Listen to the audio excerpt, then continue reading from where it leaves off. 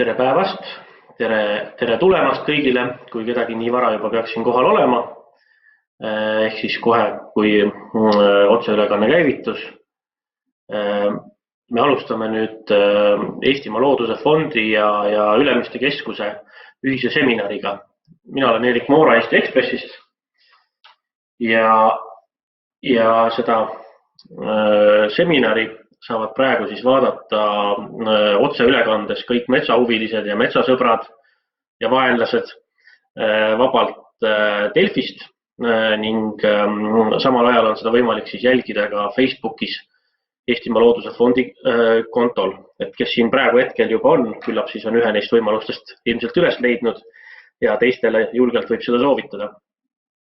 Tänase seminari teema ja pealkiri on kes hoiab tulevikus metsa püsti ja räägime siis murest meie metsa tuleviku pärast ja püüame leida värskemaid lahendusi. Et pole kellelegi saladus, et me oleme keset kuuma ja juba aastaid kestnud sellist metsadebatti, mida on ka metsasõjaks nimetatud ja kindlasti on see üks emotsionaalsemaid ja selliseid kirglikumaid teemasid üldse. Ja tegelikult on see ka tohutu mõjuga ju meie elukeskkonnale, elurikkusele, loodusele, meie majandusele, meie inimeste sellisele eluolule ning ka lõpuks sellele, millised inimesed me eestlased üldse oleme või olla tahame. Ja nagu selliste suurte emotsioonide puhul ikka, siis oleme põrganud ka justkui nagu kaks kõva kivi niimoodi kokku kahe suhteliselt erineva maailmavaate või vaatega sellele teemale ja see kompromiss või mingisugune kokkulepe, et kõik kuidagi tunneks, et me oleme heas kohas nüüd või et me oleme nagu talutavas suunas minemas, see paistab ikkagi endiselt veel mägede taga.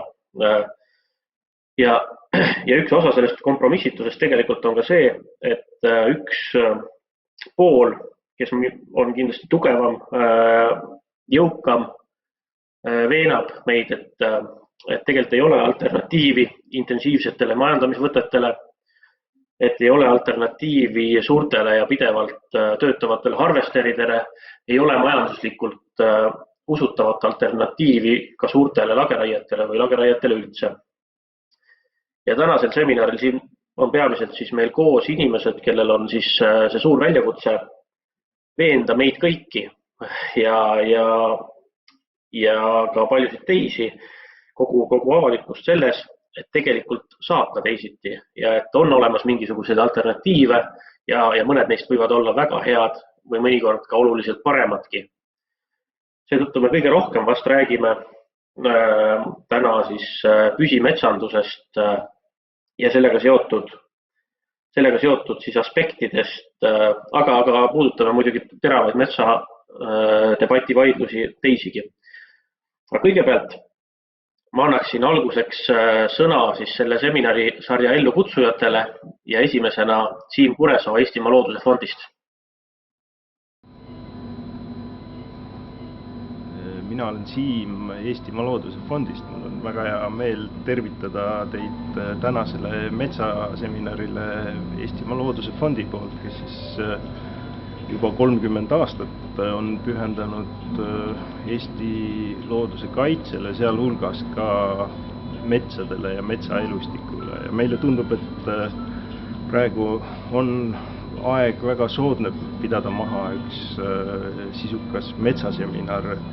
Selleks on mitmeid põhjuseid, olgu selleks järjest kasvav kuulda olev isu majandada meie metsi loodussõbralikumalt, olgu selleks kõiksugu sellised suundumused üleilmsed, mis sunnivad meid looduse eest paremini hoolt kandma, või olgu selleks ELF-i ümmargune juubeliaasta või siis ka see asjaolu, et me tähistame Ülemiste Keskusega koos uue koostöölepingu sõlmimist, mis aitab meil 3 aasta jooksul loodussõbralikke metsamajandusvõtteid siis uurida, tutvustada, populariseerida.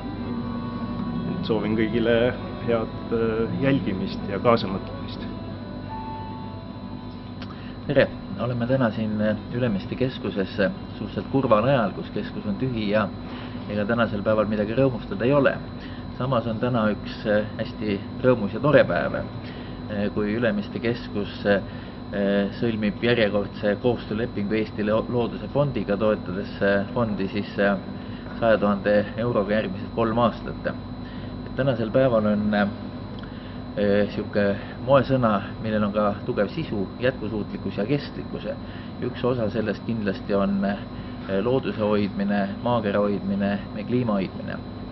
Et sellist hoidmist võib võtta nüüd hästi nagu seinast seina. Üks on see, et nagu ei tohigi midagi loodusvaradega teha.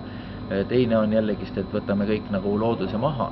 Ma arvan, et Ülemiste keskus oma toetamisega Eestimaa Loodusfondile näitab sellist kuldset keskteed, et Eesti võib-olla ainsat maavara või loodusvara metsa saab majandada ka niiviisi, et sellest oleks kasu siis ütleme nii tulevastele põlvedele kui ka praegustele metsaomanikele. Ehk siis kestlik või jätkusuutlik metsamajandamine ja selle õpetamiseks või sellest rääkides olemegi selle tänase seminari üles kutsunud, et head kuulamist ja ma arvan, et me saame kõik sellistest seminaridest palju targemaks, kuidas hoida oma loodust ja mitte sellega käituda seinast seina äärmustesse minnes. Nii, suur tänu Siimule, kellega me kohtume täna hiljem veel ja suur tänu ka Ülemiste keskuse direktorile Guido Pärnitsale, kes siis selle seminari pluss ja oma koostöölepingu või Ülemiste koostöölepingu taustu väga ilusasti selgitas. Ja nende teemadega tõesti me siis täna tegelema hakkame. Meil on 4 ettekannet ja seejärel kohe räägime natuke nendest teemadest elusa debati või vestluse vormis. Saame näha, kas debatti tekib, kui inimesed on suuresti ühte meelt, aga võib-olla me ka ei ole ühte meelt. Ja üks asi veel, et kes seda seminari praegu vaatavad, siis te saate kõik ise saata selle sama seminari ettekannete ja nende käigus ettekandjatele ja pärast hiljem siis vestlusringis osalejatele oma küsimusi.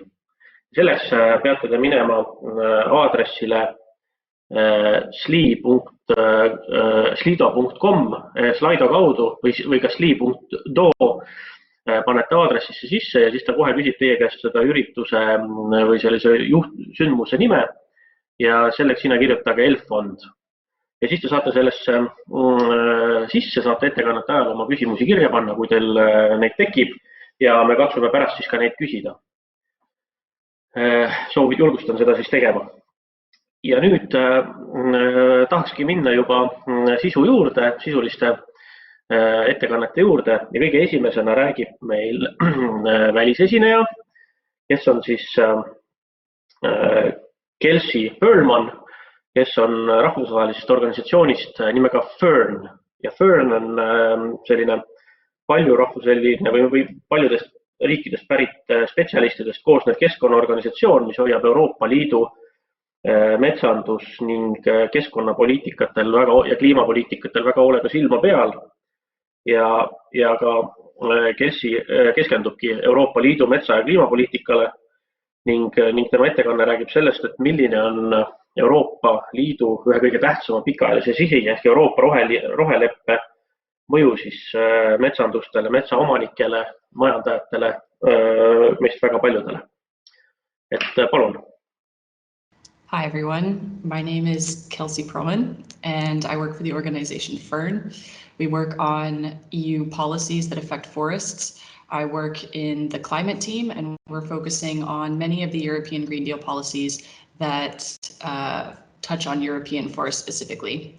So today I'm going to talk you through some of the elements of the European Green Deal and how they affect forests. And I'll start with one of the more shocking images that we've seen over the last year or so. Basically, what you're looking at is the 25% of forests protected under EU legislation. We're constantly trying to find ways to better monitor forests across Europe, but looking through the Birds and Habitats Directive, we have a good idea of the health of species inside these forests, and we're seeing that only 15% of them are healthy, are in favorable conservation status, which is quite worrying. And it obviously poses the question, you know, what does this mean for the other 75% of forests around Europe that are being more intensively managed? So this is a question that I think we need to keep in mind when we look at the various policies that are on the table over the next couple of years. Some other forest facts that also affect all of the 180 million hectares of forest across Europe. One of them can be found in the plans that member states have over the next decade to tackle climate change. They're called National Energy and Climate Plans, and they give a lot of information about the trends of how much carbon dioxide is being absorbed by various land uses. And we can see that over the next decade, we could lose 1/3 of the amount of carbon absorbed by our forests, which is quite worrying. Europeans have also been polled about forests, and almost unanimously they have said that we have a responsibility to protect nature, and protecting nature is one of the key actions that we can take to fight climate change. And the last sobering fact, I would say, you know, when we think of the fairy tale forests, you know, with the tree that's fallen over that's covered in moss, those are actually quite rare now across Europe. So we're seeing only about 2% of primary forests that are left across the European Union, and many of them are not protected. They're not within that 25% of forests that are currently protected under legislation. And so it's within that context that we have the European Green Deal, and we're seeing a lot of high-level support for the role of forests inside of this initiative. We've seen the president of the European Commission, Ursula von der Leyen, come forward and say, when we lose forests, we don't just lose natural habitat, we're losing one of the key allies in the fight against climate change. So herself, along with Executive Vice President Frans Timmermans, who is overseeing much of the implementation of the Green Deal, have come out widely in support of protecting and restoring forests. But there's a question about how does policy up until now play a role in these trends that we're seeing across Europe, and how can the European Green Deal offer ways to turn that around?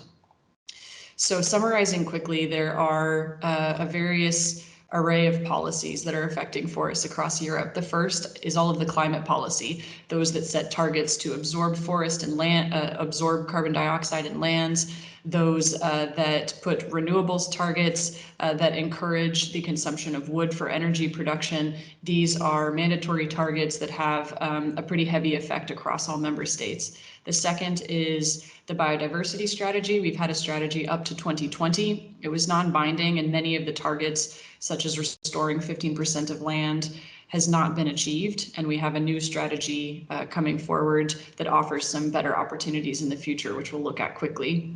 And finally, there is all of the finance offered by the European Union. What sort of practices can be incentivized, whether it's subsidies for renewables or subsidies from the agricultural sector that can affect the sort of practices that we see on the ground. But zooming in, if we look at the Renewable Energy Directive, one of the climate policies, we see a pretty surprising figure. You could double that wedge, and that would be the amount of wood that is consumed as part of the renewable energy mix that the European Union has. But I want to zoom in on this 20% figure, because I think that it's quite alarming. It basically focuses on the wood that is taken directly out of the forest to replace coal in large incineration plants to produce energy. That's 20% of the overall renewables mix in the European Union, and it's one of the least efficient ways that you can use wood. Simultaneously, we have the land use change, and forestry regulation. So this regulation sets a level at which countries should meet a target for how much carbon is absorbed by forests. Now, normally when we think of a target, we think of something that we need to achieve to improve our current situation. Here, it's actually the opposite.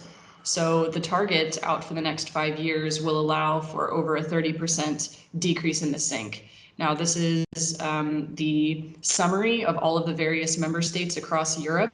The situation in Estonia is actually even more of a sharp decline, around 40%. So with that in mind of the dynamics of the current policies that are in place, we do have key moments in 2021 of policies that fall under the European Green Deal where we can really see some changes. So the first are the two that I just mentioned, the Renewable Energy Directive, which sets up financial incentives and also targets to burn wood, and the Land Use Change and Forestry Directive. Both of these will be revised in the summer, where we can look to address some of the targets that are leading to this imbalance and how wood is being treated across Europe. At the same time, we have nature restoration targets. This is part of the biodiversity strategy, and it will be binding targets, which is a first, that will look to put out indicators and metrics looking at forest health among other indicators for other types of land uses.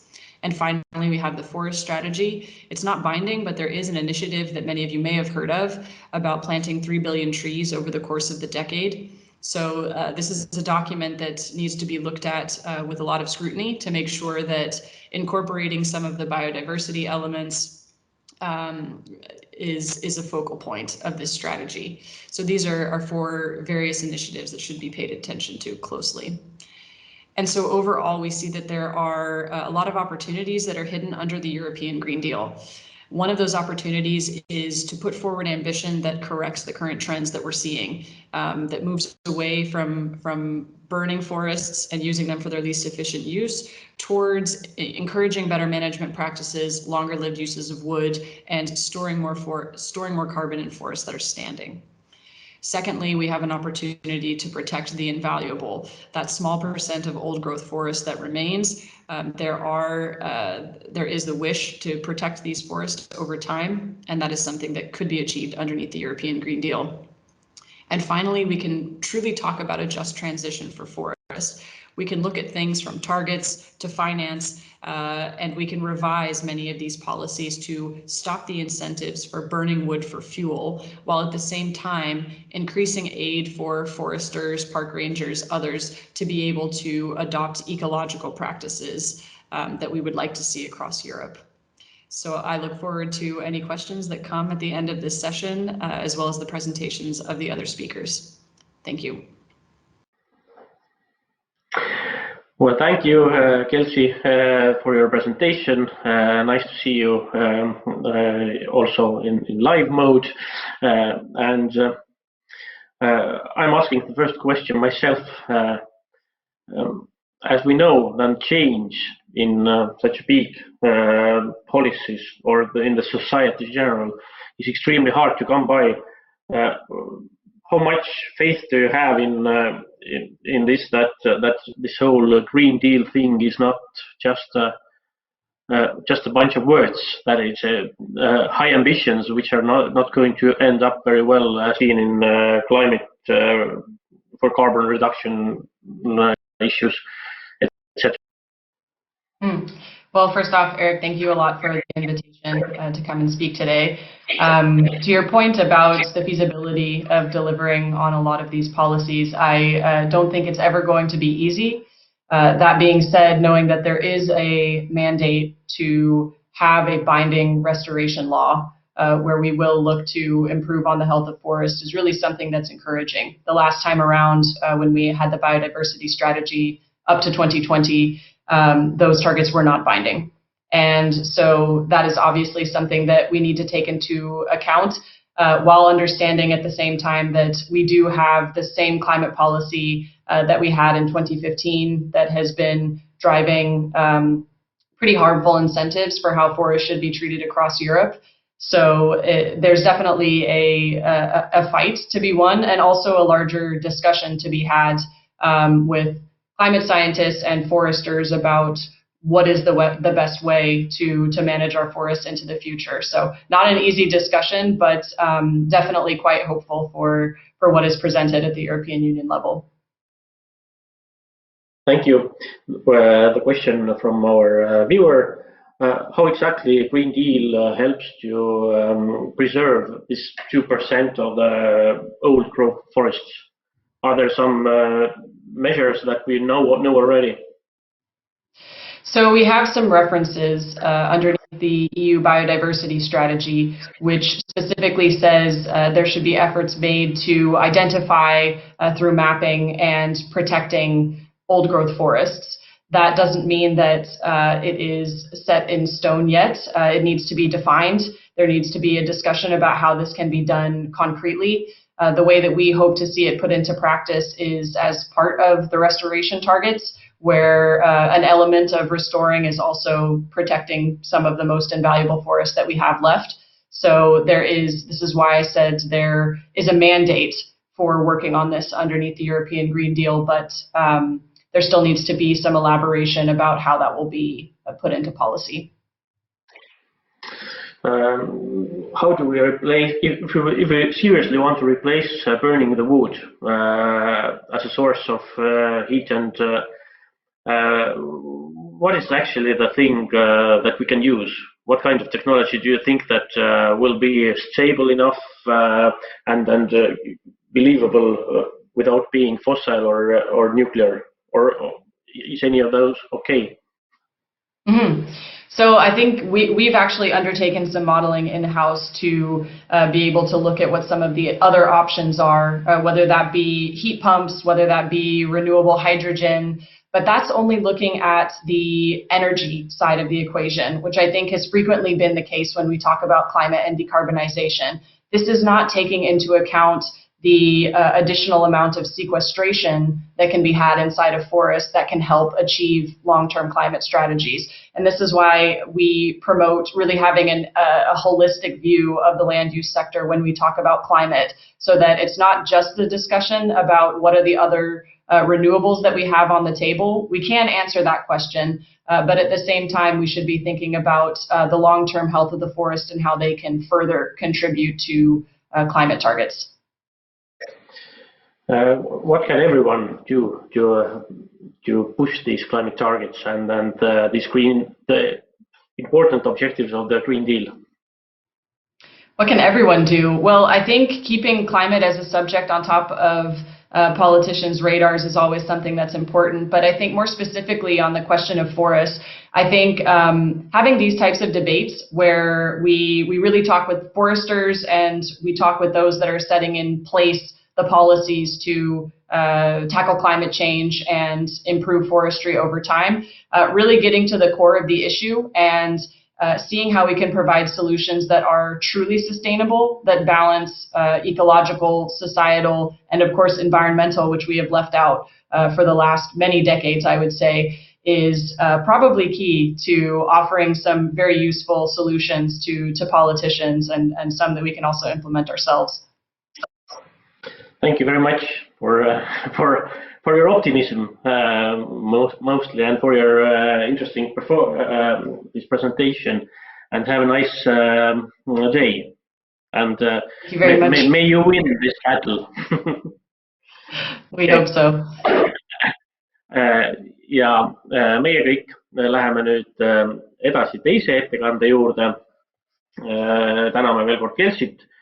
Ja teise ettekandena esineb meil Liina Remm, kes on Tartu Ülikooli teadur, bioloog ja kes on just spetsialiseerunud metsa elupaikade uurimisele, uurinud põhjalikumalt ka püsimetsandust, olnud ka mullu ilmunud püsimetsanduse teejuhi üks põhilisi autoreid ja vähe sellest on ka püsimetsandust väiksel moel katsetav praktik.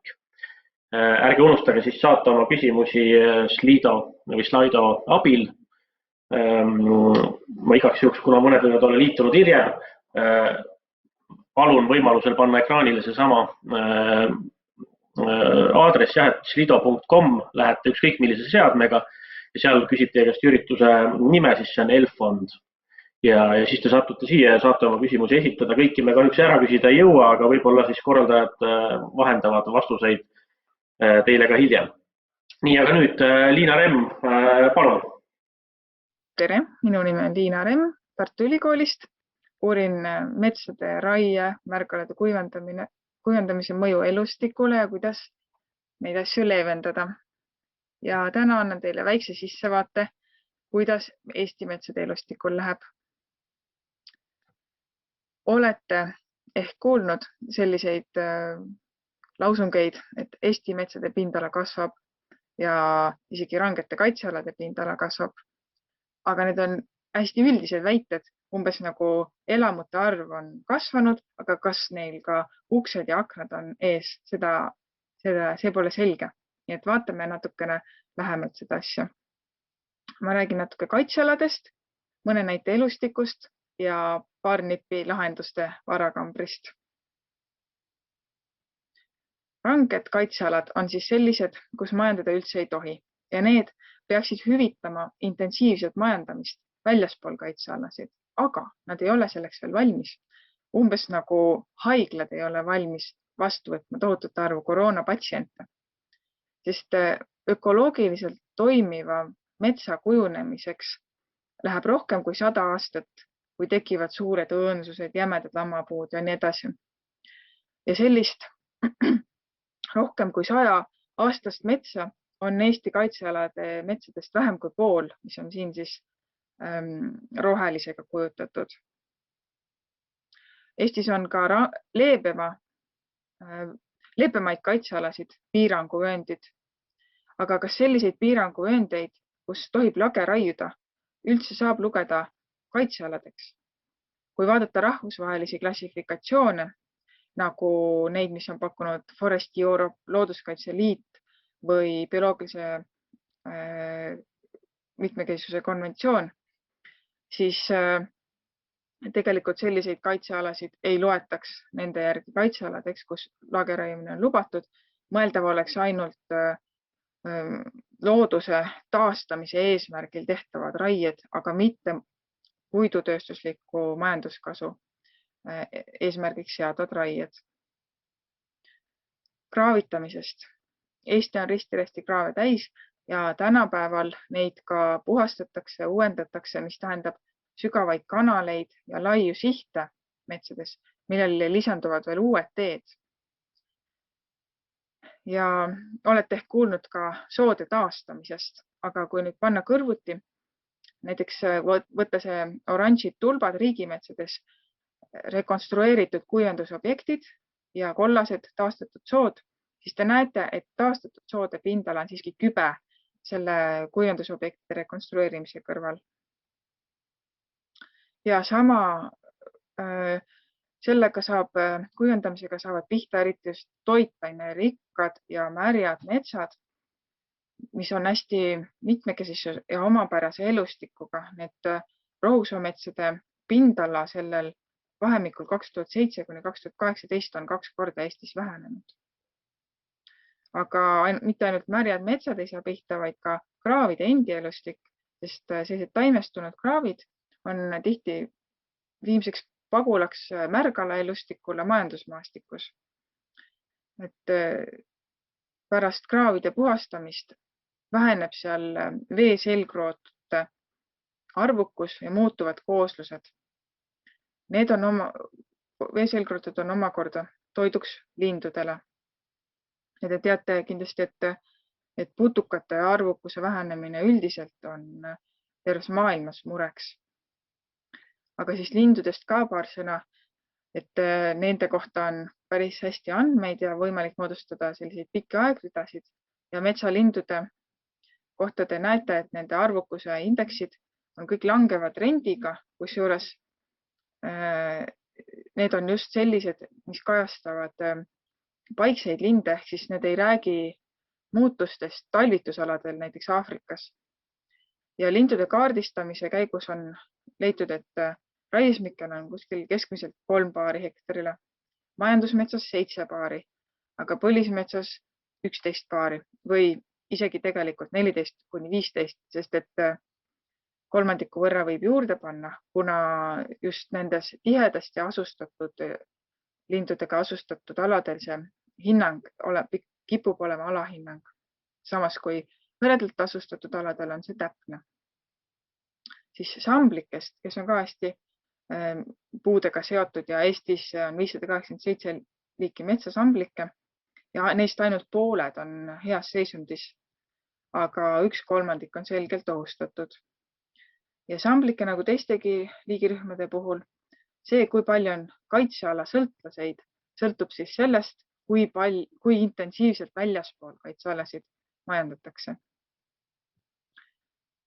Ja nüüd paar nippi, mis lisanduvad näiteks nendele rangetele kaitsealadele ja mis on praegu alakasutatud. Esiteks säilikpuud, mis siis jäetakse raiumisel elustiku jaoks alles. 40% nendest ei täida efektiivselt looduskaitse eesmärki, sest et esiteks neil on vähe elupaiku nagu õõnsuseid või rõmedat korpa ja teiseks nad lähevad kiiresti pikali. Aga säilikpuid saaks palju paremini valida, kui teha seda juba raieringi algusjärkudes ja teadlikumalt.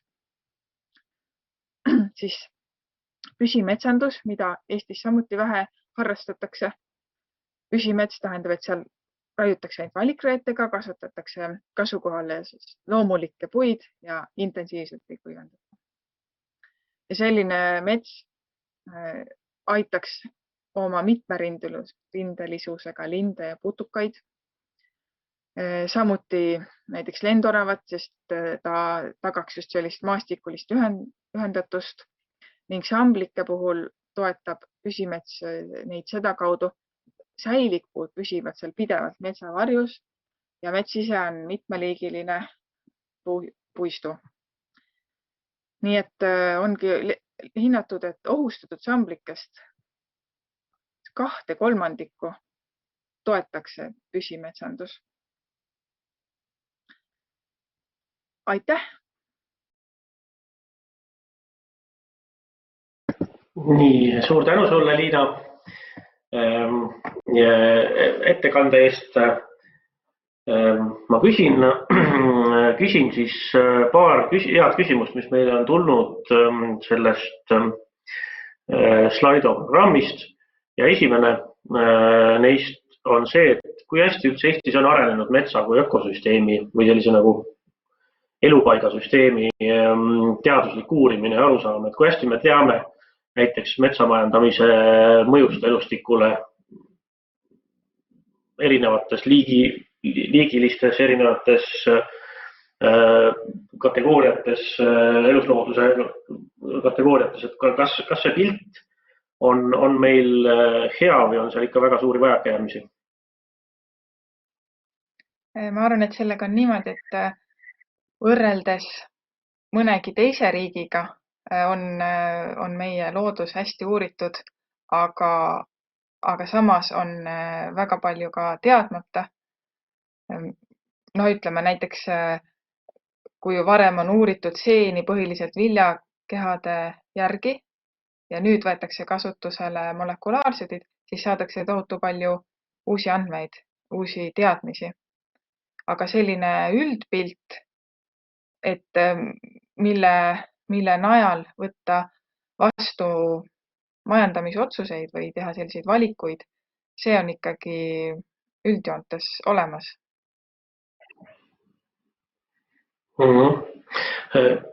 Kas metsanduse arengukava saab ja tohib vastu võtta enne seda, kui on tehtud elurikkuse arengukava? Et kas need kaks asja ei peaks mitte käima omavahel käsikäes või üks pigem enne teist? Elurikkuse arengukava sellise ülddokumendina või metsanduse arengukava sees või? Ei, ma mõtlen, praegu me tegeleme forsseeritud tempos võib-olla nüüd lähiajal, kuna on olnud vajakajäämisi metsanduse arengukava tegemisega. Aga kas see kuidagi enne või eraldi elurikkuse arengukavast luua on see mõistlik? Saame me rääkida metsanduse sellisest jätkusuutlikust tulevikust, kui meil puudub elurikkust taoline võrreldav värske arengukava? No ilmselt on sellega niimoodi, et kui metsanduse arengukavas osatakse adekvaatselt seniseid elustiku teadmisi arvesse võtta, siis saab seda teha ka enne ja vajadusel siis pärast kohendada. Aga juhul, kui seda elurikkuse arengukava oleks vaja selleks, et ütleme anda sellele elurikkusele kui sellisele suuremat juriidilist kaalu, siis jah, võib-olla tuleks seda niimoodi teha, et enne elurikkuse arengukava. Ma küsin praegu, oodates seda hästi lühikest vastust praegu, aga me räägime täpselt samal teemal edasi ka hiljem paneelis, kus sa ka osaled. Ja küsimus on see, et kui nüüd nagu looduskaitselisest või elurikkuse kaitse perspektiivist me saaksime meie metsanduspoliitikas ühe mingisuguse suure sammu astuda, mis see kõige tähtsam oleks? Et uusi kaitsealasid on, kaitsealade territooriumi kasvu on nagu tasapisi nõutud aastaid, aga mis see peamine fookus peaks olema, mis on kõige tähtsam?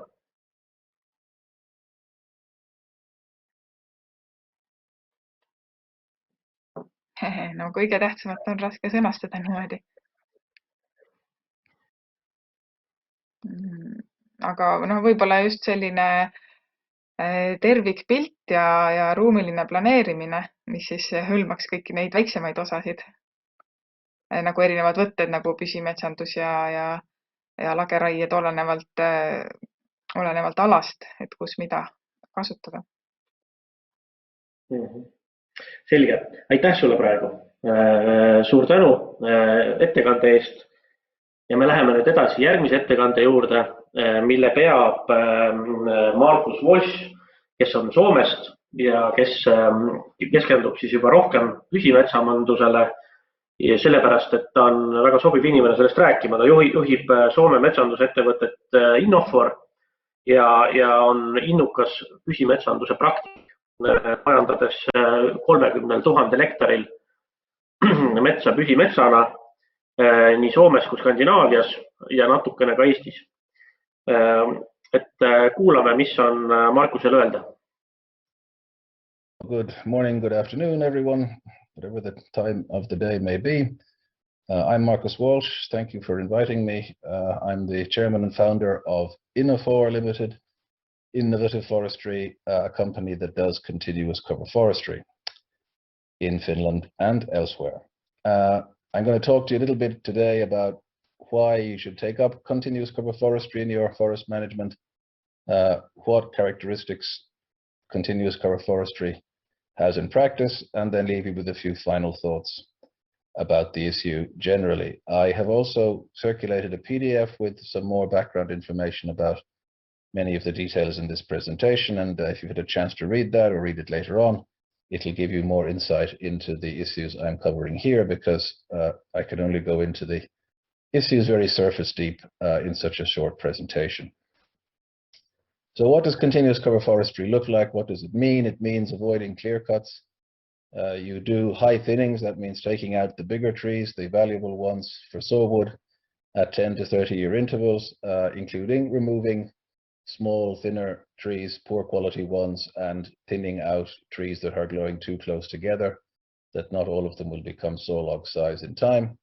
And what you leave behind is things that are only pulpwood size, small size, which is about 1/4 in value of good sawwood. And you hope that in 10 to 30 years, they'll have grown to saw log size and will bring you the maximum profit. And you take out about half the trees in this forest, or half the volume, 60% of the volume at any one time. So here's a more complicated picture. Here is a study from South, Central, and Northern Finland at different profitability rates. And the 100% refers to the income you will get over one tree generation from continuous cover forestry, and all the bars represent then rotation. That means clear cut versus replant forestry. So how the two compare in terms of profitability with regard to timber sales only. So nothing else here is accounted for.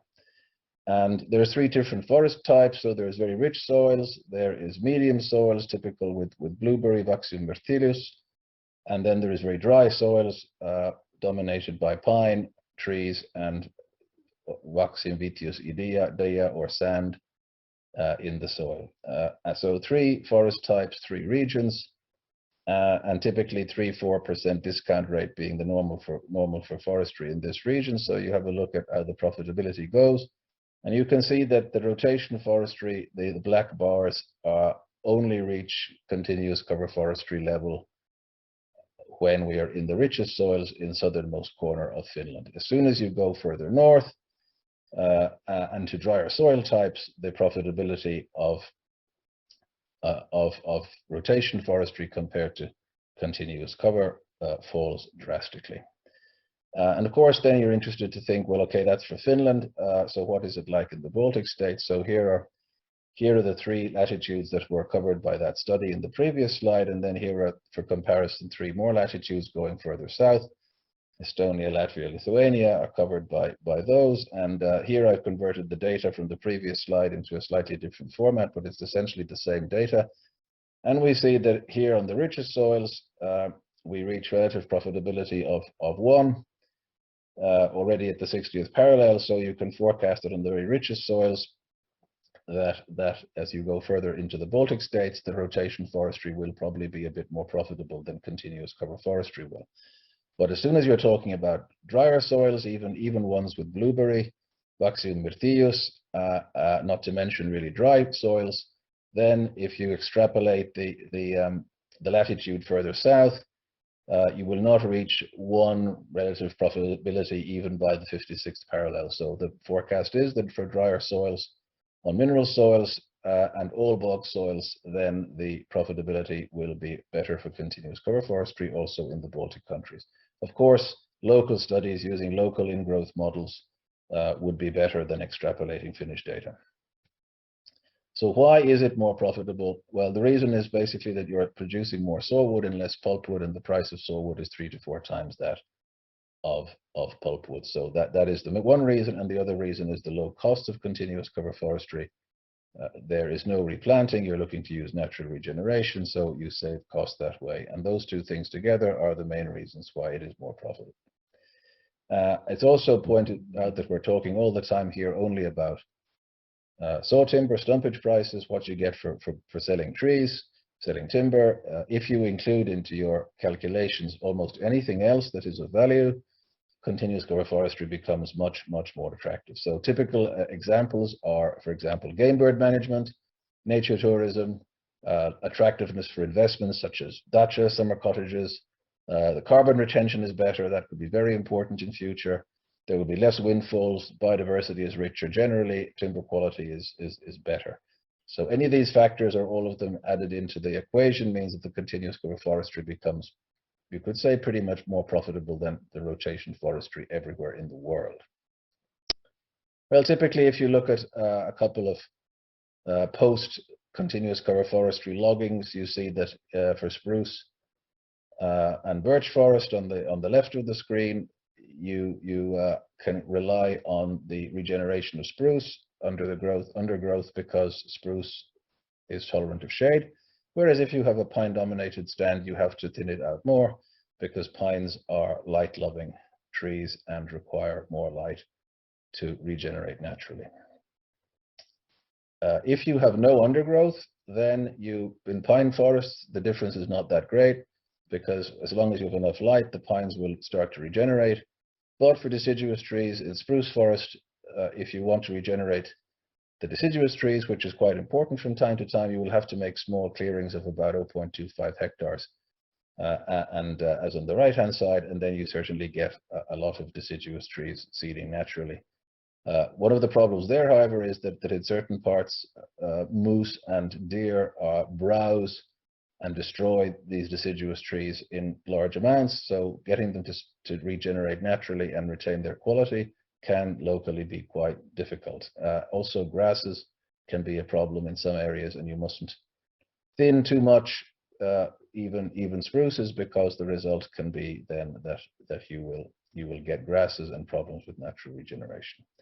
And a big question is, of course, if spruces start to die out in the region because of climate change, how we are going to adapt to that. And that's not, of course, a problem just for continuous cover forestry, but for all forestry. So a couple of myths about continuous cover forestry. It's said that it promotes root rot. If you keep doing high thinning, machines will damage the trees. Well, our results show that actually drivers are pretty good and they don't make much damage to the trees that they leave behind. Also, if you have a lot of root rot, you cannot eradicate it just with high thinning or low thinning. You have to do more to get deciduous trees into the stand for a while. Otherwise, you will not eradicate root rot. It is not continuous cover forestry that is the main problem here. Another thing that we often get heard is that high thinning actually weakens the forest genetically because you're removing the best trees and leaving the smaller ones that have not competed successfully. But this is simply not true, because actually many of those smaller trees are the children of the bigger ones. They just have seeded later and are waiting their chance to get light to start growing. Secondly, it's a myth, because actually keeping a forest genetically diverse is, with climate change, actually a very good thing, because we don't actually know which genes will be best and most resilient in the future compared to the current situation. And I close with a few final thoughts. Continuous cover forestry, it looks very promising economically, but can I guarantee to a forest owner that over the next 60 to 100 years, he or she will make 10% or 20% more or less profit? No, I can't guarantee it, because it's too long a time frame, and not least because the new generation of owners 30 years from now may have completely different ideas about what they want to do with their forest. The forestry laws may be completely different, and so on. So you have to, if you're thinking in the long term, you should, in my opinion, think about other things except just the maximizing of stumpage prices, even though this, of course, is important. And a few things that definitely are worth considering is that the first is a climate change. Monocultures are going to be a big risk. If you have only one tree species planted and that one is susceptible to climate change, you could end up with no money at all. Carbon sequestration is going to be a big issue in future. It may be the biggest profit may come from just leaving your forest alone and not actually logging it at all, or logging it only occasionally with continuous cover forestry. Third issue is the issue of multi-purpose economics. So there are all sorts of things you can do with the forest to make it profitable apart from logging it. And if you use CCF, continuous cover forestry, you retain pretty much all of these options. Whereas if you do clear cuts, you lose that option, pretty much all the other options for 30 years or more. So again, continuous cover forestry is a good bet hedging strategy to take into account many possible future changes of direction with regard to forest policy and forest profitability. Thank you very much. Thank you, Markus. Welcome to our live edition now. Tell me first, how is it possible that if it pays off in so many forest types economically and is also good for the wildlife and biodiversity and tourism and whatever, how is it possible that this clear-cut logging is so pervasive? That maybe there is something wrong in your calculations. Why don't everybody understand it? Yeah, indeed. Well, first of all, tere päivät kaikille Helsingistä. Greetings from Helsinki, everybody. Thank you for having me on. Yeah, this is a question, Eric, that a lot of people indeed ask. If this is the profitability situation, how on earth is it possible that everybody isn't doing it? You have to go back into history, and in fact, I have in my PDF file that you have circulated perhaps to the listeners today gone into this in some detail. Basically, in a nutshell, it is because after the Second World War in Scandinavia, paper and pulp was the perhaps almost only export product, especially in Finland for a long time, and certainly the most important one. And we had big machines for the first time, and it was just assumed that nobody else could do anything but clear cutting. And that's how everything got a bit out of control. And it was assumed that because of the big machines and the huge amount of timber they could harvest at a time, that this must be the most profitable way of doing things. And quite unbelievably, that assumption carried on way into the late 1980s before scientists finally began to look at alternatives. And of course, with forestry, you don't get results from field trials all that quickly, but these results have started to come in from the end of the 90s. And shall we say, they were pretty amazing. My own company is founded basically because we very quickly realized from forest science that low thinning plus clear cutting especially is just economically stupid. High thinning plus clear cutting, in a few cases less than 5%, depending on their starting point, is the best option once. And after that, continuous cover forestry wins every time. What kind of equipment Innofor Finland uses when they work in the forest? Yeah, that's a good question. People tend to assume that continuous cover forestry is a kind of very, very careful tiptoeing through the forest, that you must use nail scissors or the smallest possible machine and sort of play around. And this was one of the jokes that were made about us in the beginning when we started, that we were just nature conservationists playing around at being foresters and taking one or two trees here and there. Nothing could be further from the truth. Actually, paradoxically, the way you do continuous cover forestry is you use the heaviest and biggest machine that the land can possibly take, the ground can possibly tolerate. And the reason you do that is that this machine is capable of lifting the tree directly onto the skid row. The skid row means the path that the machine will take through the forest, which of course will be left empty because it has to clear that path for itself. So it lifts the tree onto the skid row and is able to do all the thinning and the cutting and the de-branching on the skid row without damaging any of the trees that are on the sides. Whereas if you have a smaller tree, a smaller harvester, it will tend to drop the tree into the other trees and then pull it across into the skid row and do quite a lot of damage to the undergrowth. So the bigger the machine, the more powerful it is at picking up the tree and delivering it to the skid row, the less damage you will have to the stuff that you want to leave behind. Yeah, our State Forest Management Center has repeatedly said that they have made some experimental experiments with this continuous cover forestry, and it always has ended with a clear cutting the area in the end. What could possibly go wrong if somebody starts to try it? Why is it so difficult? There are a great number of things that you can do wrong, I, without of course knowing exactly what the State Forest Service has carried out, I can't comment more precisely on their experiments. But shall we say that the Finnish forestry is going over to continuous cover at such a rapid rate that if it were so difficult as the State Forest Service of Estonia says, it just wouldn't be happening. So you know, something is not quite right. But of course, Estonia also is not Finland. There are more forest types, there are wetter forest types, and these will certainly pose extra challenges, especially for harvesting, because your winter is shorter than ours on average, and because soil types are wetter and richer, that would also cause additional issues which would have to be addressed separately. Okay, thank you very much. We don't have more time, but I think it was extremely interesting for people in Estonian forestry and also in the conservation to hear about your experience, and maybe they will contact you and ask you a more precise questions, because we have quite many in our file. But thank you very much for talking to us. You're most welcome. Yeah. Have a nice day. Bye.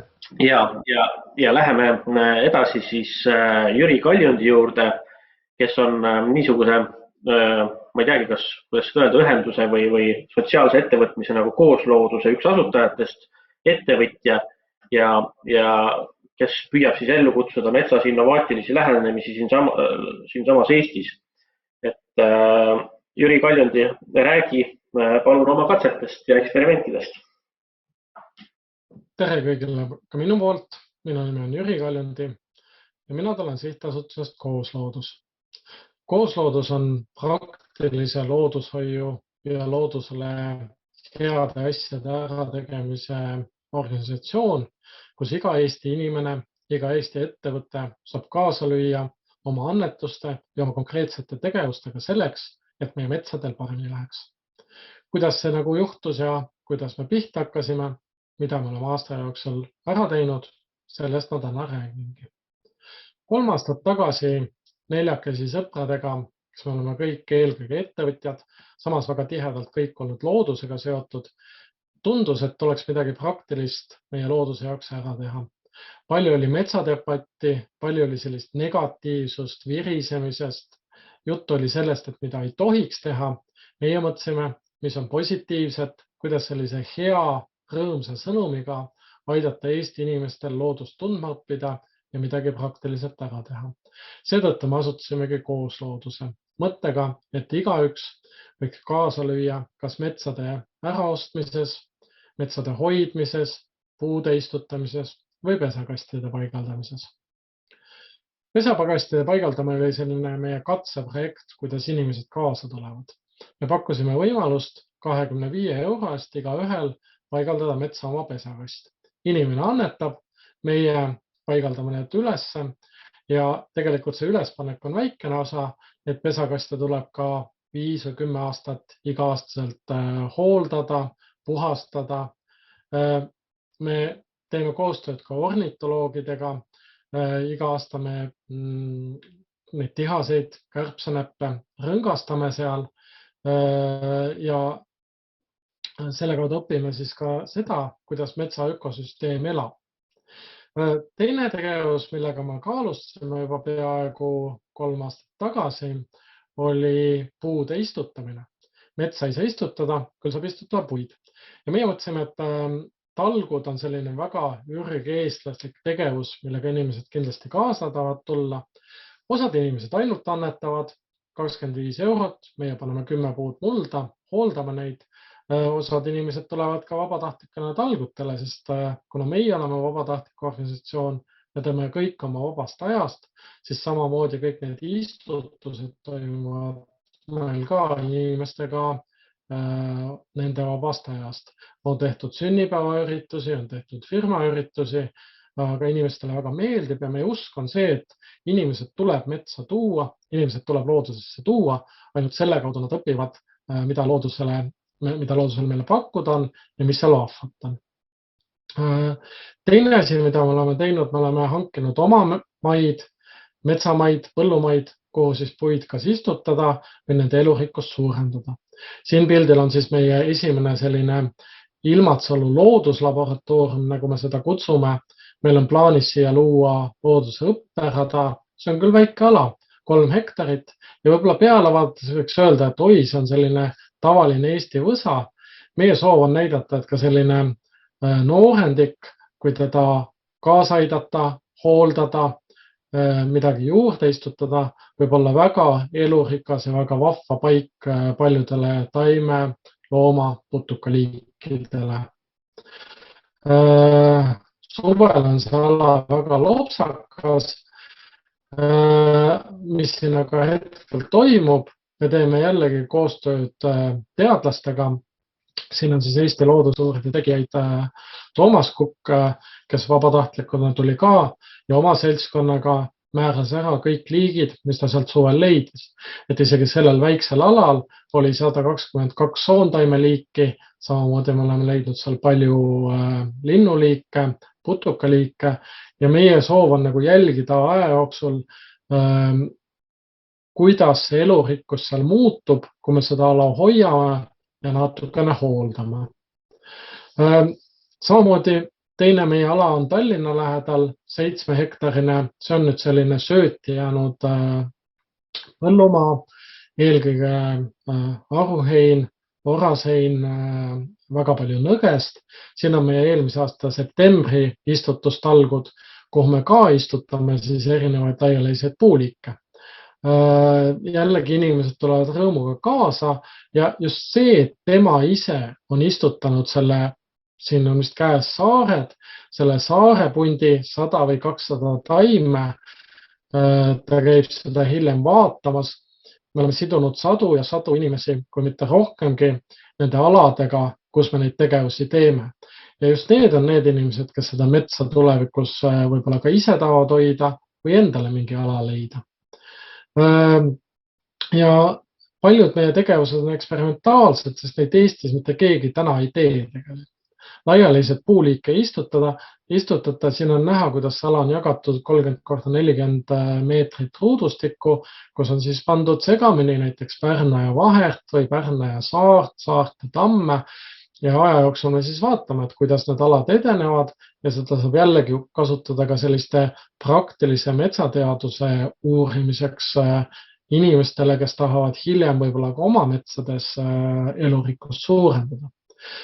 Tegelikult väga paljud erametsaomanikud sooviks laialiseid segametsi luua. Neilt väga palju küsitakse. Suur probleem täna ongi see, et need laialiste puude istikuid mitte kusagilt saada ei ole. Selle aasta meie suur projekt ongi siis see, et alates juunikuust me hakkame nende puude liikide seeneid koguma. Need on vaja riiklikult sertifitseerida. Siis me teeme lepingud puukoolidega, kes hakkavad neid saari, jalakaid, künnapuid, pärnasid, tammesid, vahtreid ette kasvatama, et meie oleks võimelised neid istutama, aga et ka erametsaomanikud saaks seda nii teadmist kui ka praktilist sellist ostuvõimalust, kust selliseid liike saada. Ja viimase tegevusena me lootsime küll sellest alustada, aga see on jäänud kõige viimaseks, kuna see on kõige kallim tegevus, on siis annetuste baasil kaitset vajava metsamaa rahastmine.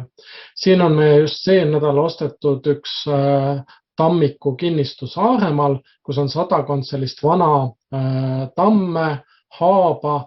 Me oleme siin teinud jällegi loodusinventuuri, otsinud kaitsealuseid liike, VEP-i tunnusliike ja meie soov on tegelikult neid alasid tulevikus kas vääriselupaikadena või lausa looduskaitsealana kaitse alla võtta.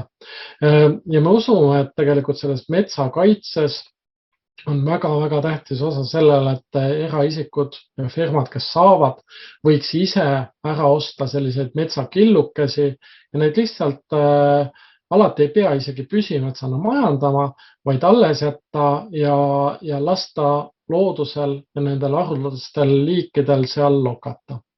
Ja nagu on öelnud meie annetajatest lapsed, meil on väga mitu klassi teinud oma näiteks jõulukinkide raha meile kinkinud selleks, et me puid istutaks ja metsi hoiaksime. Ja lastel on süda õige koha peal, lapsed ütlevad, et metsi peab hoidma, nii et teeme siis kõik koos seda, et hoiame neid metsi ja mõtleme koos, mida me saame nende jaoks ära teha. Aitäh!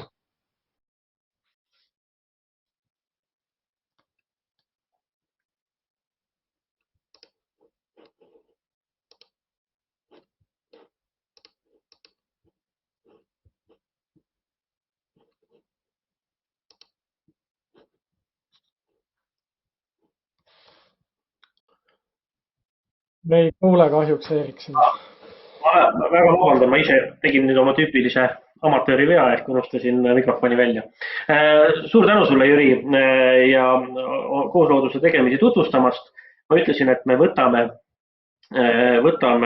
praegu seda, et läheme kohe edasi selle paneeldiskussiooni või selle diskussiooni juurde, sellepärast, et sa osaled seal ka ja me oleme natuke siin oma ajahädas ja siis me saame kohe edasi liikuda ja neid värskeid mõtteid üheskoos siin arutada. Ja meie diskussioonis on ka teie küsimused teretulnud. Ma katsun siis vaadata, kui palju ma suudan siin sama selle jutu ajal paralleelselt neid jälgida.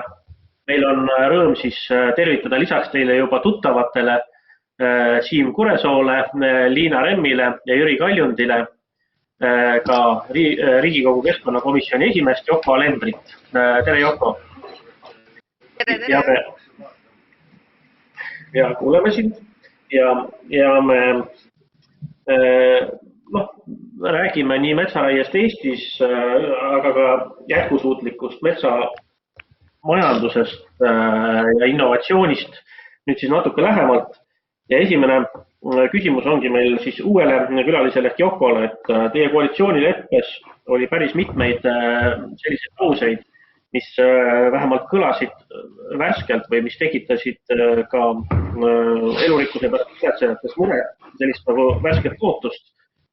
Nagu näiteks see, et metsanduse arengukavas otsite kokkulepet, kaasates võrdsetel alustel asjasse puutuvaid huvigruppe vähendame raiesurvet riigimetsale ja jälgime seda, et ökoloogilised, majanduslikud, kultuurilised ja muud eesmärgid oleksid paremas tasakaalus. Inventeerime vääriselupaigad nii riigi kui erametsas ja nii edasi, et väga palju selliseid nagu värskemat suunda. Kuidas me nüüd siis tagame, et sellest ei saaks lihtsalt sõnad, mis on juba ununenud, et näiteks metsanduse arengukava juhtkogu praegust koosseisu vaadates on paljud olnud kindlasti väga kriitilised, et seal ei ole ikkagi ühtegi elurikkuse uurijat, ökoloogi näiteks, mis tundub kummaline. Samuti on sealt kõrvale jäetud ka need teie poolt mainitud asjasse puutuvad huvigrupid. Mis see küsimus oli? Küsimus oli see, et mida teha, et ei jääks lihtsalt sõnadeks või kuidas kommenteerida seda, et juba paistab, et läheb edasi nii nagu ikka? Seda metsanduse arengukava juhtgruppi, kas meid ei kuule või ma ei tea, Siim näitab justkui, et meid ei kuule, aga võib-olla ikkagi kuuleb. Ühesõnaga, metsanduse juhtgrupi valikusse tõepoolest mina kuidagi ei ole panustanud selle koha pealt, ma ei oska seda ausalt öeldes kommenteerida. Küll aga ma arvan, et see töö tegelikult, mida me teeme nende eesmärkide nimel, nagu siit juba ka läbi käis, eks ole, meil on ikkagi väga pikk ajalugu kogu selles metsandamises ja metsanduses. Samuti on meil selja taga väga pikk Euroopa Liidu finantsinstrumentide ülesehitamine ja tegelikult, mis siit minu arust päris hästi tuli välja, et me oleme nagu sellises üleminekufaasis, kus me oleme saanud aru, et fossiilsete kütuste kasutamine ja energeetikas ja üldse sellisel määral, nagu me seda oleme teinud, see viib planeedi hukatusele. Siis me oleme läinud ja püüdnud teda siis asendada järjest enam siis taastuvate ressurssidega ja kindlasti puit on nagu sellises üleminekufaasis võib-olla jõudnud sinna kohta, kus me saame aru, et me oleme ka siin läinud liiale.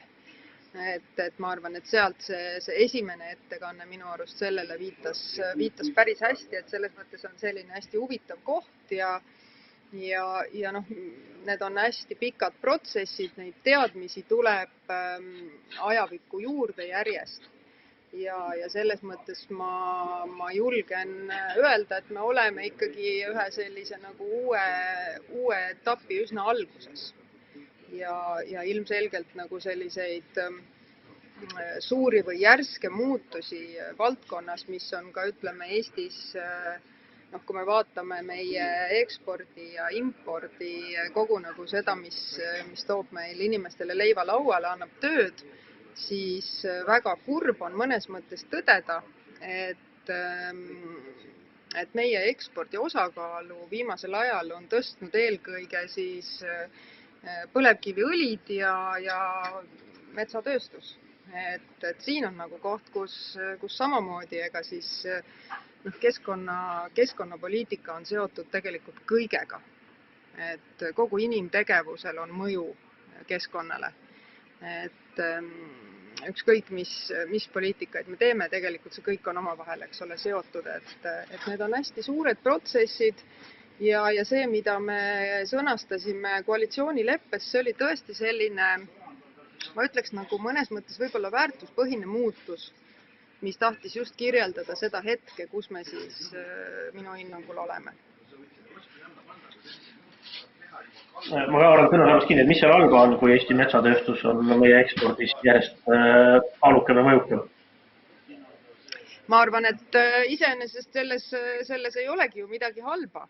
Aga fakt on see, et sellel on teatud just sellisel viisil, nagu me metsa täna majandame, sellel on ka teatud mõju meie looduskeskkonnale ja see mõju, milline ta on, sellest me oleme täna siin enamus ettekannetes kuulnud ja kuhu me võiksime siit edasi liikuda, selle nii-öelda tubli tööstusega ka, kus on, eks ole, tegelikult ju tõepoolest aastaid üles ehitatud väga palju kompetentsi, aga me ei saa justkui jääda pidama.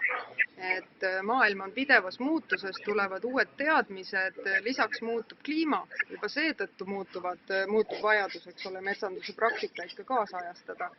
Et minu meelest sellest rääkis päris hästi see Soome esineja. Täitsa põnev ja muidugi omamoodi huvitav on minu meelest see, et kus me üldse täna oleme, et me oleme suure kaubanduskeskuse nagu sellisel promoüritusel, mida ta teeb siis koostöös Eestimaa Looduse Fondiga ja see on tegelikult väga märgiline minu meelest. Et see näitab mõnes mõttes, kui suur kaal on nagu keskkonna teemal ja metsal juba ka nii-öelda äriinimeste silmis. Et võetakse nagu üks selline teema, mida siis enda nagu kuvandi loomes ära kasutatakse, et see on minu meelest väga hea nagu selline platvorm, kust edasi minna, sest see näitab, et see on inimeste jaoks niivõrd oluline ja ainult siis saab see ka oluliseks ju poliitikute jaoks. Sina ei ole saanud veel pikemalt teemakohaselt täna rääkida. Küsin ka lihtsalt sinu kui inimese käest, kes pidevalt selle metsadebati sees ühte teistpidi oma vähemalt organisatsiooni kaudu on. Mis sind selles metsadebatis kõige rohkem närvi ajab? Kellele küsimus oli? Siimult küsisin. Aga Siim ei paista meid kuulvat. Või ta kuuleb, või me ei kuule teda, ma ei tea midagi ta teeb, ei kuule. Okei. Ja. Järgmine küsimus on laias laastus nagu kõigile tegelikult üks põhimõtteline küsimus. On see, et kui me tahame, et me suudaksime sellel teemal saavutada ühiskondlikke kokkuleppeid, me suudaksime nagu sõnastada või kuidagi kokku leppida seda, mida me oma metsas siis ootame, tahame ja teeme, mida me teeme teisiti kui varem, siis muidugi küsiksin teie kõigi käest, et mis on need kõige tähtsamad looduskaitse eesmärgid. Sama küsimus, mida ma enne küsisin Liina käest juba, et mis on selline asi, millest peaks seda kompromissi otsidest kindlasti alustama ja mis on võib-olla ka need asjad, kus oma ootusi natukene siluda. Et kas te, ma ei tea, kes küll soovib seda nüüd alustada. Liina, kas sul oli vahepeal aega mõelda? Mis sa nüüd ütleksid teisiti kui enne?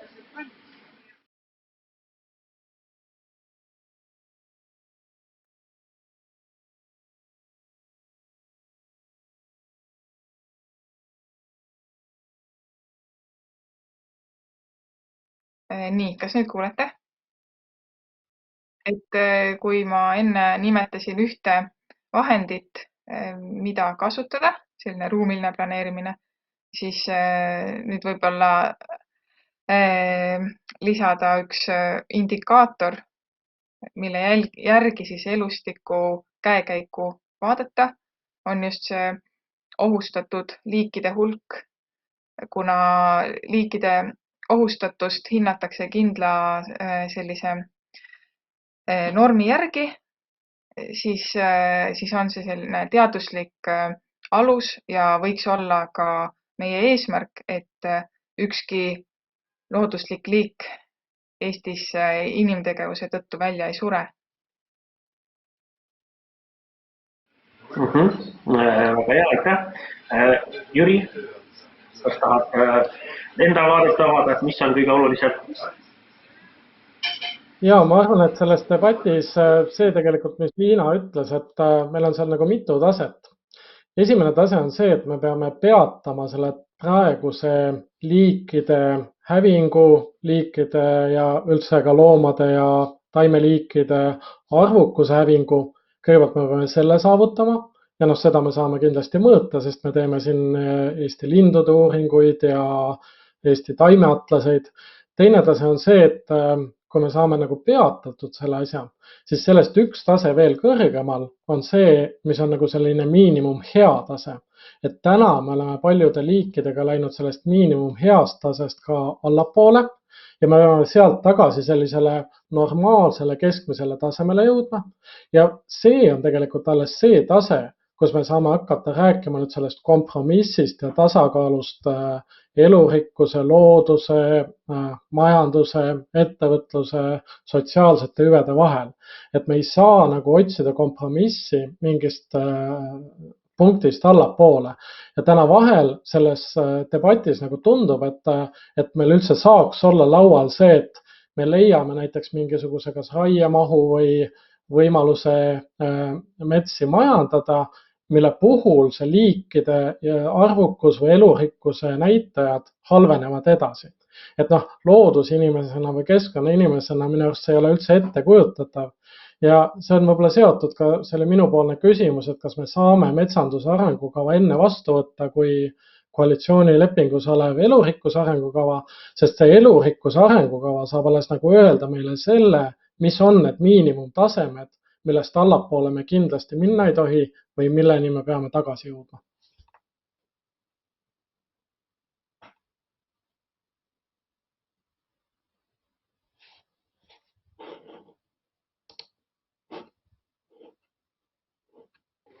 Mina hetkel, nüüd ma näen vähemalt Siim, kas Siim kuuleb meid? Istub liikumatult ja üsna niimoodi jäigalt. Küsin sama küsimuse teistpidi, et mis on sellised Eesti sellises avalikus ruumis looduskaitsjate nõudmised ja ootused, millest teie hinnangul tuleks loobuda, ma ei taha öelda, et tuleks loobuda, vaid mis on need, mille liigse nõudmisega te saate ise ka aru, et mingisuguseid kokkuleppeid või kompromisse ei sünni. Ma ei tea, mingisugused näited, ma ei tea, kas kevadise linnurahu nõudmisest või mõnest teisest asjast, kas mõnes kohas on üldse nagu tagasiastumisruumi, et me võiksime kompromissini jõuda. Ja alustame vastamist, siis ma ütleksin samas järjekorras, et Liinast. Ma arvan, et see on päris hea küsimus sellise avatuma arutelu jaoks, et nagu mõlemalt poolelt selliseid küsimusi küsida. Et võib-olla nende elustiku säästmise soovituste puhul või nõudmiste puhul tuleks esmalt sõnastadagi see eesmärk, näiteks kevadise linnurahu puhul, et eesmärk on see, et lindude arvukus enam ei väheneks. Aga nüüd selle sama eesmärgi saavutamiseks on tegelikult mitmesuguseid vahendeid ja nende läbi rääkida ja samuti selles mõttes näiteks just, et kus on neid linnurahu kriitilisema tähtsusega, näiteks seal, kus ongi lindude liigirikkus ja arvukus suurem, aga vaesemates metsades võib-olla ei ole nii oluline, et nagu hästi sellest eesmärgist lähtudes valida vahendeid ja siis võib olla ka lihtsam seda kompromissi leida. Ja, Jüri. Ma arvan, et peab nagu erinevaid variante kaaluma, et ma toon ühe näite, et väga tihti on siin öeldud seda, et äkki peaks lageraiest üldse loobuma või jällegi metsanduse arengukavas liiga palju räägiti sellest teemast, et kas me raiume 6 või 8 või 10 või 12 miljonit tihumeetrit. Päeva lõpuks on võimalik tegelikult näiteks raiuda väga vähe, aga loodust hästi palju kahjustada. Samas võib-olla raiuda natukene rohkem, aga teha seda nüüd selle sama püsimetsanduse kaudu ja mis tagab tegelikult elurikkuse tunduvalt kõrgemal tasemel. Kahjuks nagu see keskkond ja elurikkus on niisugune hästi kompleksne teema, kus on nagu sadu muutujaid ja me neid kõigist peame nagu korraga rääkima, et kui me keskendume mingile ühele numbrile, mis on võib-olla sellises poliitilises kommunikatsioonis nagu väga kõlav, siis tegelikult see lõpptulemus võib olla tunduvalt kehvem. Mina näiteks arvan, et võib-olla me peamegi nagu teatud metsatüübid ütlema, et need ongi lageraiele mõeldud majandusmetsad, me hakkamegi seal nagu põldudel nagu sadu aastaid nüüd majandama hästi intensiivselt ja samas võib-olla tuleb taastada jällegi see kaitsemetsade mõiste, mis meil kunagi oli, või palju rangemalt hakata suhtuma sellesse, et piiranguvööndi metsades raiuda ei tohi. Nii et neid asju tuleb nagu koos rääkida ja loomulikult tänapäeval siis nüüd see kliima, elurikkus, neid kahte tuleb koos käsitleda ja neid ei saa jällegi rääkida ilma nüüd selle näiteks ka see põllumajanduse valdkonnata. Et ka see tuleb sisse tuua, sest näiteks linnud sõltuvad väga palju ka põllumajandusest. Nii et kokkuvõttes kompleksne teema. Ja, absoluutselt. Joko, sina oled juba mõnda aega siis olnud nende keskkonnaalaste selliste poliitiliste arutelude keskel, lähes ka oma kolleege ja seadusandjaid kõrvalt mõtlemas ja kaasa mõtlemas ja lõppkokkuvõttes ikkagi on see ju mingisugune poliitilise tasandi otsus või kokkulepe, et mis kohtades sina näed, et ütleme siis niimoodi laialt sildistades looduskaitsjate pool võiks olla paindlikum?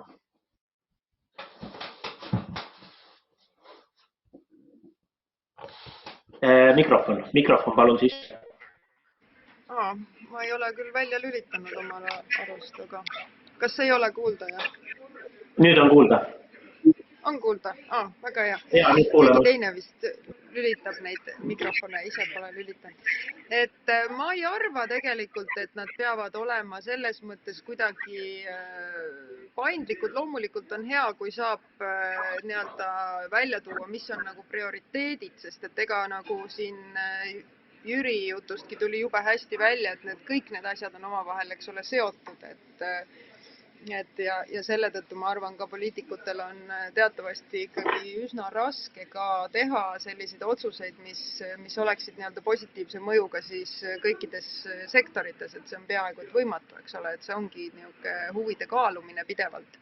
Aga ma arvan, et selline heade alternatiivide tutvustamine, nagu kas või täna oli siin see Soome näide, et ma arvan, et ja selline suhtlus, avatud suhtlus, teineteise murede mõistmine, spetsialistide teadmiste jagamine, see on ikkagi see, mis aitab, et meil keskkonnakomisjonis osad liikmed on juba komisjonist lahkunud, kuna meil tööaeg on uue juhtimise all läinud nii intensiivseks, aga midagi ei ole teha, et kui sa tahad teha informeeritud otsuseid, siis tõepoolest tuleb seda aega nagu panustada, et Siim on meil käinud rääkimas kas või näiteks siin vääriselupaikade kaost ja need on hästi spetsiifilised teemad ja mina ei tõmbaks nagu selles mõttes seda indu maha, et sa mainisid ka linnurahu, et ma arvan, et see ei ole kindlasti koht, mis on täiesti nagu võimatu, et see on lihtsalt jällegi huvide kaalumine, protsesside teadmise parandamine ja kokkulepete küsimus, et võib-olla lihtsalt tulebki aidata nagu neid seoseid rohkem näha teineteisel ja rohkem rääkida.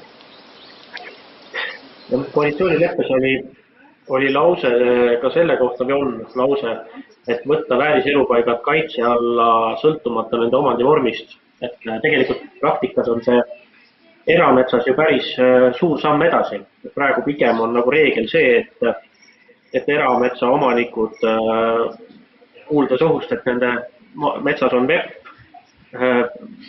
püüavad seda igal juhul nagu mitte arvele võtta või mitte teavitada, kuna see põhjustab majandamisel väga suuri probleeme.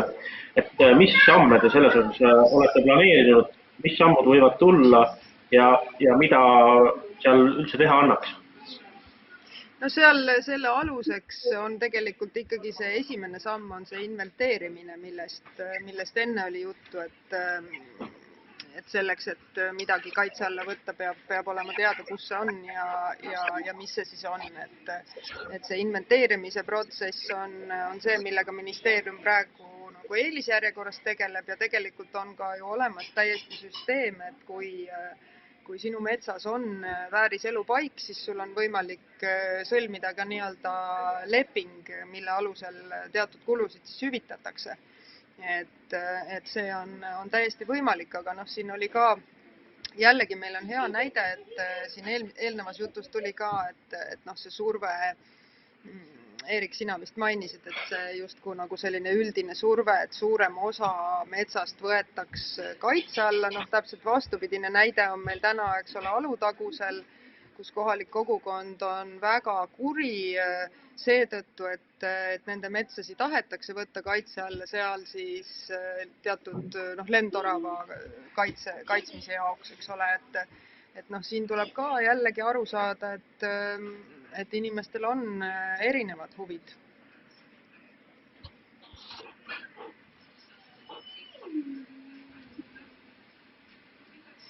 Küsimus võib-olla, mis on tulnud meil siit slaidost, mis on päris hea nagu selline ka torge sellise tavaliselt nagu metsamajandajate poolt, on see, et aga kust üldse tuleb see arvamus, et metsaomanikud ja metsamajandajad täna ei arvesta huvidega metsas kuidagi kompleksselt või terviklikult ja nii edasi. Meil on ju olemas väga heas seisundis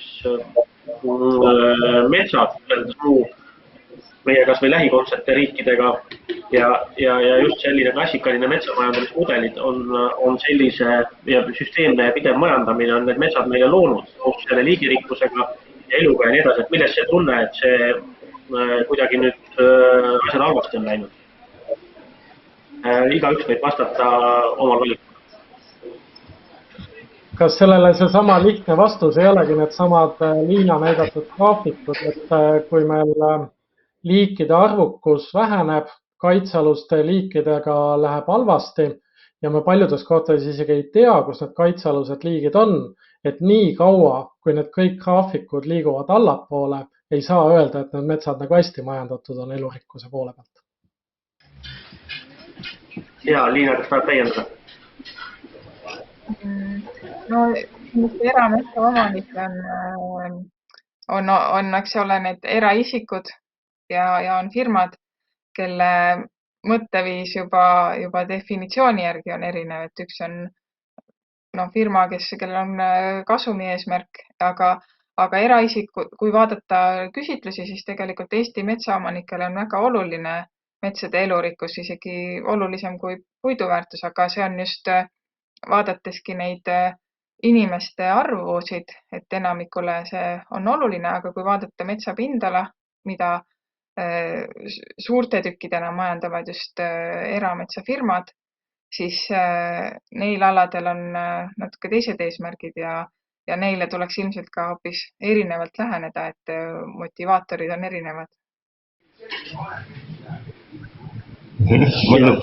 Saan kaasa lüüa, siis tahtsin ka just öelda, et võib-olla oluline on vaadata neid metsaliikide halb käekäik ei kinnita nagu seda sellist tõdemust, et kõik lähebki niisama isevoolu teed üha paremaks või siis vaadata, kuidas metsa süsiniku väljavaated Eestis on, et kindlasti peab see keskkond ja selline regulatiivne keskkond ja üldine hoiak nagu toetama seda, et metsamajandajad saaks teha häid otsuseid nii endale kui kõigile meile. Me erakordselt palju räägime siin sellest, et liikide seisukord on halb ja me peame seda parandama seinast seina siis väiksemast samblikust kuni suurte tippkiskjateni välja. Kas te näete ka mingit alternatiivi või tähendab see paratamatult ka raiemahtude vähenemist? Ja Siim, alusta jälle sina, sa oled vähem sõna saanud. Ja mul jäi üks hetk sealt sinu küsimusest siiski katkendlikust, aga ma sain nagu aru, et sa küsisid, et kas on alternatiivi raie mahtude vähenemisel paratamatult langema selleks, et me saaks olla keskkonna vaates õigel kursil, aga et ma arvan, et seal raietel on omavahel ka nagu erinevused, et kui me suudame just neid täna jutuks olnud loodussõbralikke raievõtteid rohkem rakendada ja vähem selliseid, millel on väga järsk mõju, et siis mingisugune selline mänguruum sama aegselt nagu rahuldada inimeste ja looduse vajadusi.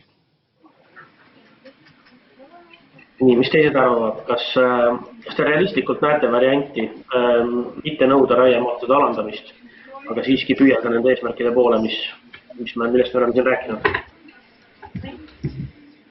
No, kui tohib, mina ütleks, nüüd me räägime korraga. Jokko alustas vist häälekamalt, et Liina juurde tulema kohe pärast seda. Jokko. Ma tuleks võib-olla lõpetuseks tagasi sinna, kust ma alustasin, et ma arvan, et ikkagi väga suur roll on ikkagi majandusel ja ma arvan, et see majanduslik või rahanduslik instrument, subsideerimine puidu põletamisele taastuvenergiana, toetuste maksmine täna ka sellisele puidule, mida ütleme, et see eesmärk või see motivatsioon saada välja parema kvaliteedilist puitu metsast on täna nagu liiga madal ja ta on seda tänu nendele subsiidiumitele. Et ma arvan, et see on ikkagi see kõige suurem nagu mõjutaja. Et ma arvan, et see Euroopa Liidu tasandi initsiatiiv, millest rääkis ka tänane esimene ettekandja, on ikkagi tegelikult kõige suurema mõjuga mängija siin selles arutelus. Aitäh, Liina. Jah, et ikka nõus sellega, et raiemahtude vähendamine ei pruugi tingimata tähendada nagu proportsionaalselt sama suurt majanduskahju ja samamoodi nende nutikate elustiku kaitsevõtetega nagu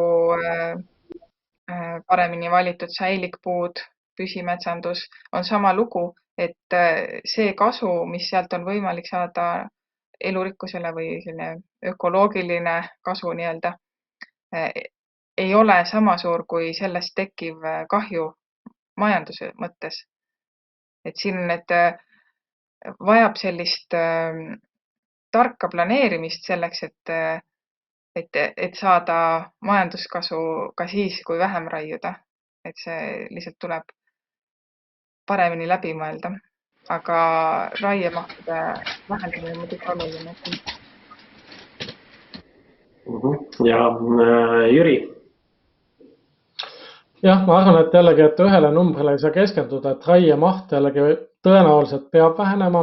Samas väga suur erinevus on kas või sellel, et kui suuri lageraielanke me lubame või see selline süsteemne suur pilt tegelikult, et kuhu me teeme rohekoridorid ja diskussioon selle üle, et kas me teeme pigem üksikuid suuri loodusalasid või lubame kõik oma metsad raiuda selliseks fragmenteerunud ja malelaua ruudustiku moodi alaks, kus tegelikult loomad ühelt alalt teisele enam liikuda ei saa.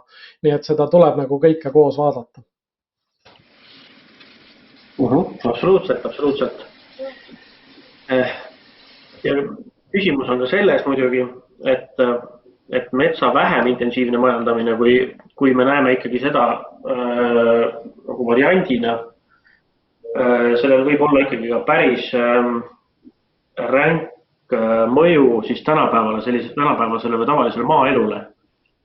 Et kuidas või mismoodi peaks siis meie ühiskond tervikuna neid riske maandama, meie niigi suhteliselt räsitud maaelanikkond, keda on vähe järel ja kes on pidanud leppima kehvemate palkadega ja mõnes mõttes ka kehvema riigipoolse tähelepanuga. Kuidas tasandada neid sotsiaalseid riske, mis kaasneks sellega, kui me metsanduse pöörame rohkem sellisele loodussõbralikule teele? Ja Jokko, äkki sinu sõnad? Ja, no ma arvan esiteks, et eks küsimus on kindlasti ju tempos ja nagu ma ka enne ütlesin, et need muutused ei saa kuidagi toimuda üleöö, see ei ole võimalik nagunii. Ja ma arvan, et ega siis hõive ei pea seetõttu vähenema, et minu meelest kui praktikat kuidagi looduse seisukohast võttes paranevad või ütleme, muutub ka see nii-öelda fiskaalsüsteem subsiidiumite mõttes, et see ei tähenda seda, et metsas väärtust enam ei looda. Et minu meelest seda me endale lubada ei saa, et me metsas väärtust ei loo, sest et mets on Eestis ikkagi üks põhiline nii-öelda loodusressurss. Aga sellest väärtuse loomest, jällegi rääkis ju väga hästi see Soome esineja, tõi välja ka need teist liiki väärtusloome võimalused ja seda, et see puit, mida metsast sel viisil välja võtta saabki olema kõrgema lisandväärtusega samuti, et me peame lihtsalt, ma arvan, sõnastama endale, mis on need eesmärgid, kuhu me tahame liikuda. Mulle tundub, et selle koha pealt on päris suur poliitiline konsensus ka, et me tahaksime, et see puit oleks kõrgema lisandväärtusega ja vähemalt kõik räägivad sellest, et me ei tahaks, et 60% puidust läheks põletusse nagu täna. Aga selleks on vaja ka neid praktikaid, eks ole, järk-järgult muutma asuda ja see on protsess, mis puudutab eelkõige siis neid, kes metsaga tegelevad, kes metsas töötavad, kes metsa majandavad, metsa müüvad ja seal on see protsess pikk. Aga ma arvan, et oluline on panna need pikaajalised eesmärgid nagu väärtuspõhiselt paika ja need peavad olema siis juba nii looduse kui kliimavaatest nagu omavahel kooskõlas. Nii. Siim, kuidas tagada inimestele koht? No, ma täitsa adun, et need on tegelikult päris keerulised küsimused ja kindlasti eriti just poliitikutele peavalu tekitavad, aga võib-olla mõned nagu asjad, mida siin sees tähele panna, on see, et kui me vaatame näiteks seda, et kui palju puidusektor on üldse Eestis läbi aegade töökohtasid pakkunud, siis kuigi meie raiemahud on kasvanud, siis tegelikult neid töökohti on jäänud enam-vähem samaks või on isegi natukene vähenenud ja see on arusaadav, sest et kõik digitaliseerimine, mehhaniseerimine, kõik viivad selleni, et inimesi ongi tegelikult vähem vaja. Aga nüüd meie jaoks nagu see raske küsimus on see, et kui me tahame ka sama hulka inimesi jätkama, siis me peamegi järjest rohkem metsa raiuma kogu aeg. Ja seal ühel hetkel tuleb ette ka see piir, et seda ressurssi enam ei ole. Teine piir on see, et me peame hakkama tegema kompromisse teiste väärtustega, olgu see selline miljööline või looduskaitseline. Ja ma arvan, et nendest piiridest, et kus siin me peamegi väga avatult rääkima, et kas meie piir on need olemasolevad kaitsealad, vääriselupaigad, KAH-alad, kõik need asjad. Ja teine võib-olla, mida me oleme keskkonnaühendustega rõhutanud, et Eesti metsatööstus peab olema jätkuvalt mitmekesine ja innovatiivne ja ma arvan, et innovatiivse all me just pigem peame seda silmas, et kui me plaanime uutmoodi tegevusi, uutmoodi selliseid väärindamisi ja väärtuse kasvatamist, et siis peaks tegelikult lisaks sellele, et kui palju inimese kohta lisandväärtust tekitatakse ikkagi hästi oluliselt jälgima, et kui palju ühest puiduühikust väärtust saab ja kõiki meetmeid, mis me välja mõtleme, siis seal peaks ka olema oluline see, et kui me tahame, et majandus edeneks selles valdkonnas, siis ta peab puitu ja saama selle siis nupukusest ja targast toimetamisest, et muud pääsu ei ole, sest et ega me kuidagi sellist pilti ei saa ka joonistada, igavesti kasvav nõudlus puidu järgi kuidagi need samad töökohad, mis täna on alles, et need piirid on ka puht ressursi poole pealt täiesti olemas ja kombatavad ja veel rohkem loodusväärtuste seisukohast. Nii, aitäh, Jüri. Ja ma soovitaks tunduvalt nagu laiemalt kastist välja mõelda kogu selle teema juures, et mina tulen nagu ettevõtlus- ja idufirmade ja tehnoloogia maailmast, kus iga 5 või 10 aasta tagant me peame kõik ümber õppima, me teeme täiesti uusi asju. Ja nüüd tulles tagasi selle puidutööstuse ja metsatööstuse juurde, et me millegipärast oletame, et kui keegi täna töötab metsamehena, et ta kindlasti peaks 20 või 40 aasta pärast uuesti metsamehena töötama. Alati peab nagu kaaluma seda, et kus ikkagi see lisandväärtus tunduvalt suurem on sellel maal elaval inimesel. Äkki ta ei peaks tegema seda, mida ta täna teeb tegelikult. Inimestena muidugi muutus on jube ebamugav nagu ja me ei taha muutuda, samas me ülehindame neid lühiajalisi muutusi, alahindame pikaajalisi muutuseid, et äkki inimesed, kes täna on metsandus- ja puidusektoris, peaks hoopis midagi palju kasulikumat tegema, mis toob ka Eesti riigile sisse 10 korda rohkem raha. Ja seal metsatalus tänu tehnoloogiale, internetile saab teha väga palju teisi asju, kui nüüd metsa raiuda. Nii et see puudutab kogu sellist sotsiaalhõivet ja puudutab meie haridustemaatikat, mis inimesi me õpetame ja kuidas me õpetame inimestele sellist elukestvat õpet tegelikult, aga olla avatud muutustele, isegi kui need on natukene ebameeldivad. Aitäh. Ja kui me otsime väga suurt lisandväärtust, siis see on muidugi puidu rafineerimine, mis annab puidukeemia, mis annab oluliselt suuremat lisandväärtust kui mis tahes muud asjad, mida me puiduga teeme. Liina, kas looduskaitse, loodusuurimise, elustiku kaitse perspektiiviga võiks selline suuremastaabiline vaade kuidagi sobida, et päästa?